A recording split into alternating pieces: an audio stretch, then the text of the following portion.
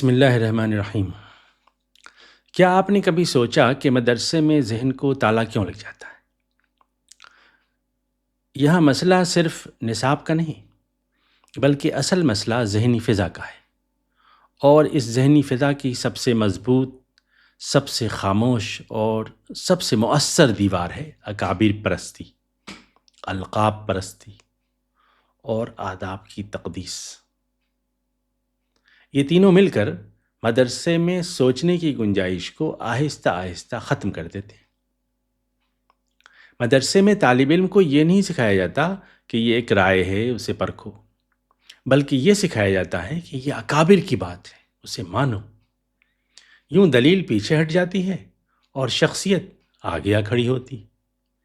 نتیجہ یہ نکلتا ہے کہ عقل ڈفر کر دیتی ہے اور سوال گستاخی بن جاتا ہے، اختلاف کو بے ادبی کا نام دے دیا جاتا ہے۔ یوں طالب علم غلطی کرنا نہیں بلکہ سوال کرنا ہی چھوڑ دیتا ہے۔ ذرا ان الفاظ پر ٹھہر کر غور کیجیے۔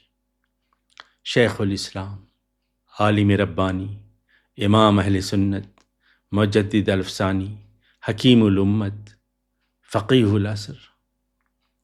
سوال یہ نہیں کہ یہ لوگ بڑے ہیں یا نہیں، اصل سوال یہ ہے کہ کیا یہ القاب وضاحت کے لیے ہیں یا خاموشی نافذ کرنے کے لیے؟ جب استاد کا نام عالم ربانی، حضرت اقدس، مولانا، شیخ الاسلام، فقیہ الامت، مدظلہ العالی، بقیت السلف، خلیفہ و مجاز، سرمایہ ملت کے نگہباں، جانشین، حکیم الامت قسم کا ہو، اور یہ بھاری بھرکم نام بیچارے طالب علم کے ذہن پر دلیل سے پہلے آ گرے، تو بحث وہیں دفن ہو جاتی ہے۔ یہ علم کا وزن نہیں ہے، یہ القاب کا نفسیاتی حملہ ہے۔ یہ کلچر مدارس میں ایجاد نہیں ہوا، یہ وہاں پیدا ہوا جہاں اقتدار کمزور اور اس کا جواز مشکوک تھا۔ جب خلافت ایک کے بجائے 3 حصوں میں بٹ گئی، عباسی، فاطمی، اندلس کے اموی سب اپنے اپنے دعوے لے کر کھڑے ہو گئے، تو صرف نام کافی نہ رہے، تب القاب آئے۔ خلفاء نے اپنے اصل نام کو بھاری بھرکم القاب کے پردے میں پیش کیا۔ الناصر لدین اللہ، القائم بامر اللہ، المعز لدین اللہ، الحاکم بامر اللہ، مقتدر باللہ۔ یہ سب محض نام نہیں تھے، یہ اقتدار کے حق میں دلیلیں تھیں۔ جب طاقت کمزور ہو جاتی ہے تو الفاظ بھاری کر دیے جاتے ہیں۔ المیہ یہ ہے کہ یہی فضا بعد میں علم کی دنیا میں بھی داخل ہو گئی۔ سلجوقی دور میں القاب کی باقاعدہ صنعت وجود میں آئی۔ ان باتوں کا تذکرہ ہم نے اپنی کتاب علم شرعی کی شرعی حیثیت میں کیا ہے، آپ بھی چند جملے سنی، لطف لیجیے۔ عباسی عہد میں تقدس معابی کی یہ بھوک اتنی بڑھی کہ لغت میں القاب و آداب کے الفاظ کم پڑ گئے۔ شمس العلماء، ملک العلماء، امام الحرمین جیسے الفاظ اب ناکافی تھے، سو نئی نئی اصطلاحیں وضع کی جانے لگیں۔ کوئی ذو الشرفین کہلایا، کوئی فقیہ العراقین۔ بقول الیافعی، مسلمانوں میں جو آج ہر فاسق و فاجر شمس الدین اور نور الدین بنا پھرتا ہے، اس کی جڑیں اسی عہد میں پائی جاتی ہیں۔ غزالی خود جب تک علماء فحول کی راہ پر گامزن رہے، ان کے دل میں القاب میں اضافے کی تمنا مچلا کی۔ 8ویں صدی میں جب ابن بطوطہ اقطار عالم کا سفر کرتا ہوا سلطان اتابک کے دربار میں پہنچا تو اسے یہ جان کر حیرت ہوئی کہ بلاد عجم میں فقیہ کو احتراماً مولانا سے مخاطب کرتے ہیں۔ اور یہاں ایک بات اور سمجھنی چاہیے کہ ایک غزالی جیسا آدمی جس نے خود اعتراف کیا کہ ایک وقت ایسا تھا جب وہ بھی مرتبے اور مقام کے لیے اور ٹائٹلز کے لیے دوڑ دھوپ کر رہے تھے، یہ اعتراف غزالی کو چھوٹا نہیں کرتا، یہ حقیقت کے قریب لاتا ہے کہ عالم بھی تو انسانی ہوتا ہے۔ القاب ذہن کے ساتھ ایک عجیب و غریب قسم کا کھیل کھیلتے ہیں۔ یہ علم نہیں بڑھاتے، یہ خوف پیدا کرتے ہیں۔ یہ طالب علم کو سکھاتے ہیں کہ یہاں عقل نہیں، روایت چلے گی، دلیل نہیں، نسبت بولے گی، سچ نہیں بلکہ نام فیصلہ کرے گا۔ یوں طالب علم بیچارہ سوچنا چھوڑ دیتا ہے اور اندھ بھکتی کے راستے پہ چل پڑتا ہے۔ حضرت کی ہر بات بے سوچے سمجھے قبول کر لیتا ہے، بالآخر اس کے ذہن کا سوئچ آف ہو جاتا ہے۔ یاد رکھیے، سب سے کامیاب قید وہ ہوتی ہے جس میں قیدی خود پہرا دینے لگے۔ جب خلافت ختم ہوئی اور ادارے مر گئے جو کبھی القاب بانٹتے تھے، تو القاب بھی آزاد ہو گئے۔ اب ہر کوئی اپنا لقب خود چن سکتا ہے۔ نتیجہ یہ ہے کہ آج ہر دوسرا عالم شیخ الاسلام ہے، عالم ربانی ہے، ہر تیسرا آدمی امیر الہند ہے، امیر شریعت ہے، ہر چوتھا مولوی فقیہ العصر ہے۔ یہ سب اس لیے نہیں کہ علم بڑھ گیا ہے، بلکہ اس لیے کہ کوئی روک باقی نہیں رہی۔ القاب اب عظمت نہیں دکھاتے، یہ معمولی پن کو چھپاتے ہیں۔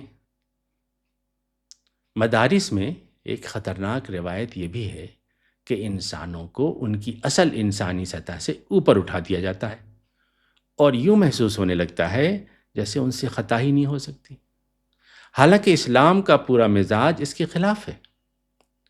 وَكُلٌّ يُؤْخَذُ مِنْ قَوْلِهِ وَيُرَدُّ، یہاں تو رسول اللہ کے علاوہ ہر شخص کا قول قبول بھی کیا جا سکتا ہے اور رد بھی۔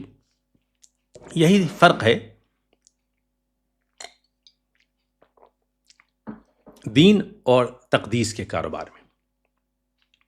ادب اصل میں اخلاقی نظم کے لیے ہوتے ہیں، لیکن مدارس میں آداب اکثر عقل پر تالا بن کر لٹک جاتے ہیں۔ یہ جملے ہم سب نے سنے ہوں گے کہ یہ سوال آپ کے مقام کا نہیں، یہ انداز گستاخانہ ہے، اکابر پر زبان نہیں کھولنی چاہیے۔ یوں ادب سچ کی تلاش کے خلاف شیل بن جاتا ہے، اور طالب علم یہ سیکھتا ہے کہ چپ رہنا زیادہ بہتر ہے سوچنے سے۔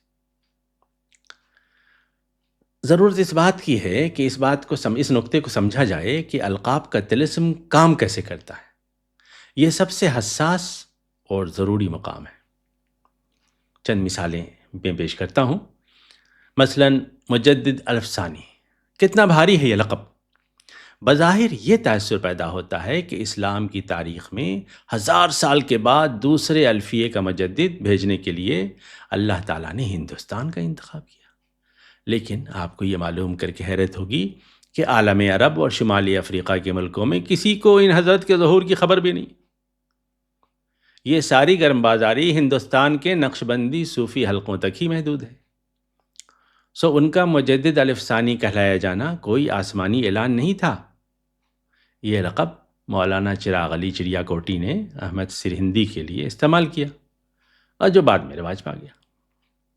اسی طرح شیخ الہند، یہ لقب مولانا محمود الحسن کو کسی دینی ادارے نے نہیں دیا۔ مالٹا سے واپسی پر بمبئی میں ایک استقبالی پروگرام ہوا، اس میں ایک مقرر کے زبان سے یہ لقب نکلا اور پھر تقدیس کا حصہ بن گیا۔ اسی طرح امام الحرمین، امام جوینی اس لیے نہیں امام الحرمین کہلاتے ہیں کہ وہ مکہ و مدینہ کے مستقل امام تھے، بلکہ اس لیے کہ انہوں نے دونوں حرموں میں قیام کیا اور کبھی کبھار نماز بھی پڑھائی۔ اسی طرح امام الہند مولانا ابوالکلام آزاد نے یہ لقب خود اپنے نام کے ساتھ اختیار کیا۔ یہ سب مثالیں ایک بات بتاتی ہیں کہ یہ القاب وہی نہیں تھے، یہ انسانی تاریخ کے حادثات تھے۔ اب ذرا آج کے منظرنامے پر ایک نگاہ ڈالیں۔ آج نہ کوئی خلافت ہے، نہ کوئی اتھارٹی، پھر بھی کسی کو امیر الہند ہونے کا دعویٰ ہے، کوئی شیخ الاسلام کے خود ساختہ منصب پر فائز ہے، کوئی فقیہ العصر ہے، کوئی خطیب الاسلام، کوئی مرشد الامت۔ یہ سب اسی ذہنیت کی پیداوار ہیں جس کا مقصد ایک ہی ہے، سوال سے بچو۔ اب شاید یہ بات واضح ہو گئی ہوگی کہ مدرسے میں طالب علم کا ذہن قید کیوں رہتا ہے، کیونکہ طالب علم یہ سیکھ لیتا ہے کہ سوال کرنا بدتمیزی ہے، اختلاف کرنا بدعت ہے، اور تحقیق، ارے یہ تو فتنے کا دروازہ ہے۔ اور سب سے خطرناک سبق یہ کہ سوچنا تمہارا کام نہیں، تمہارا کام ماننا ہے۔ اصل بات جو کہنا ضروری ہے وہ یہ کہ اگر ہم چاہتے ہیں کہ مدارس مستقبل کی قیادت کریں تو ہمیں طلباء سے سچ کہنا ہوگا۔ یہ کہنا ہوگا کہ تمہارے اساتذہ معزز ضرور ہیں لیکن معصوم نہیں، ان کی بات سنی جائے، پرکھی جائے، اور جہاں غلط ہو وہیں چھوڑ دی جائے۔ یہ بے ادبی نہیں، یہ علم ہے۔